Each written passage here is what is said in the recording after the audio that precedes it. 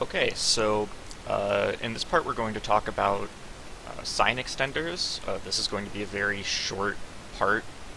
There's really not too much to sign extenders, but we need two of them of different sizes.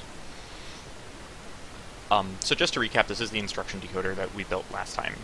In the next part we're going to build the control unit, which uses this, nope, not that one, this control signal to decide how to control the program counter. I guess I forgot to name that one in the last part. Anyway, so sign extension is something that we can do because of 2's complement. So let's call this sign extender. I was expecting that slash to work. Okay, we'll call it half since it's 16 bits.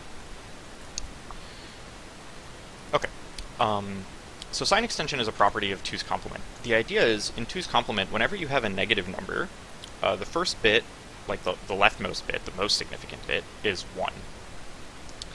And if you were to change the number of bits in the number, for example, going from, just simple example, let's say going 4 bits to 8, you can keep the value the same by adding all 1s on the left. And if the number is positive, you add all 0s.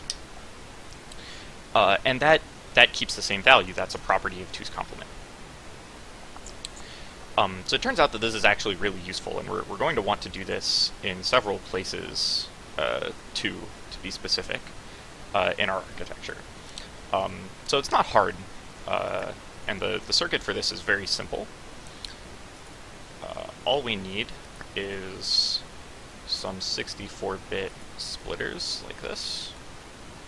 And again, this is because we need 16 bits, so we need to be able to get at that top one. We need 1 byte splitter. Where should I put it? I guess here will work. And then we need 1 byte maker, and then we need another 64-bit maker. So what we need here is we need to get at the 16th bit, which is this one, and we want a byte which is all 1s if the 16th bit is on, and all 0s if it's off. And then that byte is just going to become the top 2 bytes of the sign extended result. And that's really all that there is to sign extenders. It's that simple. And so all we have to do is wire these bytes straight through. And yeah, let's do this one.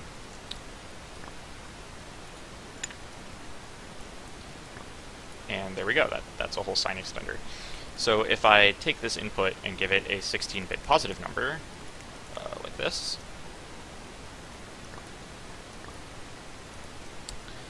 you can see it just goes straight through. But if I give it a negative number, you can see now it's changed. So now this value is these same bits on, but also all of these. And so whatever negative number this 16-bit value represents is the same as whatever negative number this 32-bit value represents. And unfortunately, Turing Complete does not have a way to show negative 32-bit numbers, so excuse me, we're just going to have to deal with that for this build. So at any rate, this is the whole component. You can see the shape is a little weird.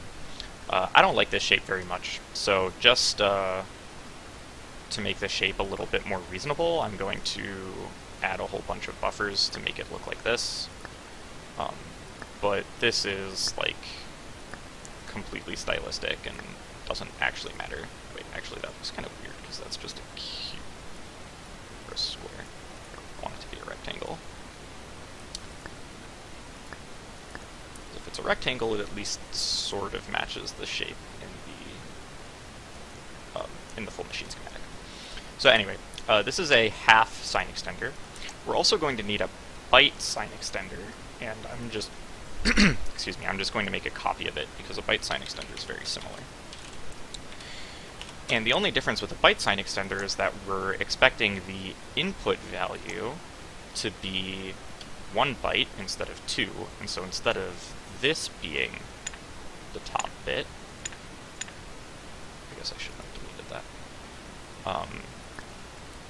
This one is the top bit. And now, there we go. And now the extension fills the top 3 bytes of the result. So now this is the same thing.